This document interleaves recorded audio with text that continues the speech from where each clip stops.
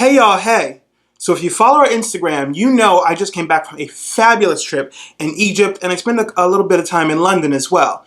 Now, y'all know my favorite thing to do is eat. And eat I sure did. Now, of course, I want to remake some of the things that I had in Egypt. And so I went to, let's see if I can pronounce this, Khan El Khalili market. And I bought, among other things, a bunch of spices. So that's what I'm going to show you guys today. So this will be a little haul of all the spices I got while I was at the market in Egypt.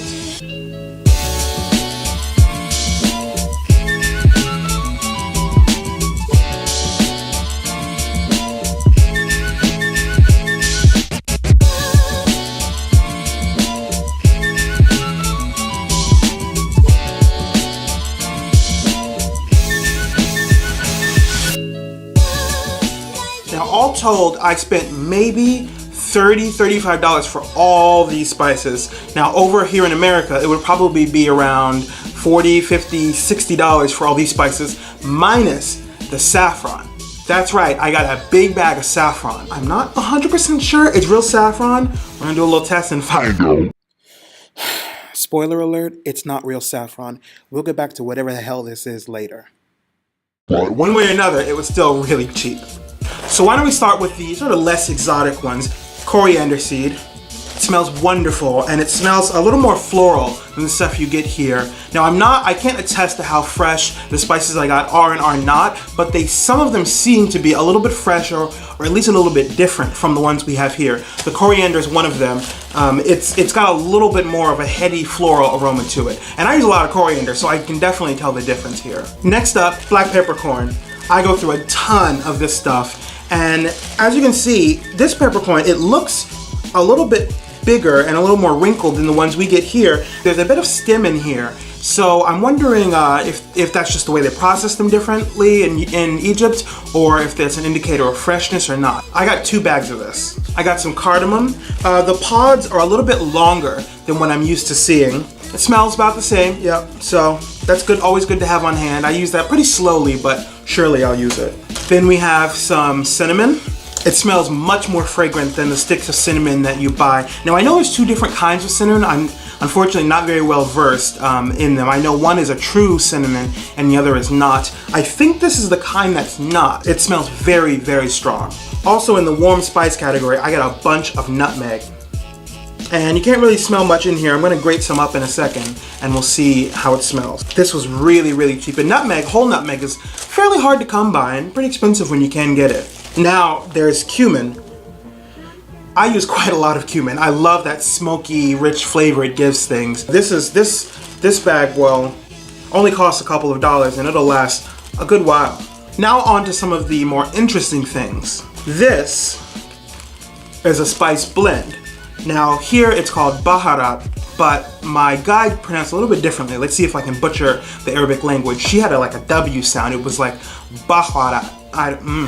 Now that I've offended a bunch of people, I'm not gonna open this one, but you can smell it right through the bag. It smells of clove and cinnamon, and as she explained it, it's a blend usually used for meat and fish. And this is a gift for a friend who specifically requested it. Hey girl, hey, so I got you. Also a gift for a friend, but some for me. I got these chili peppers. Now, I'm not exactly sure what kind they are. I'm gonna have to ask, but they have a really nice smell to them. As I understand, they're fairly hot, but also fairly fruity. And as you can see, they're pretty small, so they should have a nice kick to them. So here's an unusual one. I got a big bag. Now, in Egypt, whenever you go somewhere to spend a little time, whether you're shopping or you're at a friend's house or a restaurant, you'll always be offered a few different kinds of tea. And one of the kinds of tea that's really well loved is hibiscus tea. If you've never had it, it's a very floral, sour, bright flavor to it. You can sometimes find it in the Hispanic food section of grocery stores, and they are just flowers that are dried, and they have a beautiful scarlet color to them when you steep it in water. I'll show you what that looks like because it's really nice. So last but not least, here we have the king of spices, saffron. Now this bag cost me $10, and if you've ever bought saffron here, you know that is the steal of the decade. Saffron is of course the most expensive spice because they are individually harvested stamens of a particular flower that only grows in a certain part of the world. I don't use a whole lot of saffron, mainly because I don't have it. Just a pinch of it can run you $30 to $40, let alone a jar. You know, you're talking 50, 60, hundreds of dollars depending on the size. Saffron is also highly prized for its color. It produces a deep amber color that looks really, really nice. Paella, it's classic in that. There is a Persian recipe called tadig in which saffron is used. If you've never made that and you like rice, that's a good recipe. So let's try a couple of these and see how good they really are.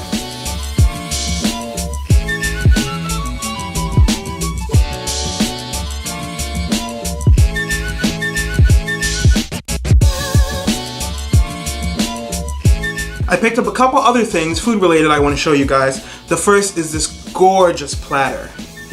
So in Egypt, tea is drank quite a lot. Now they carry it around on platters, and I'm pretty sure that's what this is, or if not, this is what I'll use it for. You'll see people just walking across the street with platters of mint tea and sugar and things like that on it. I love this, it's gorgeous. It's oxidized copper, and I also got this at the Khan el-Khalili market. As I said, I spent a little bit of time in London, and while there I had the great pleasure of dining at the restaurant Nopi by Ottolenghi.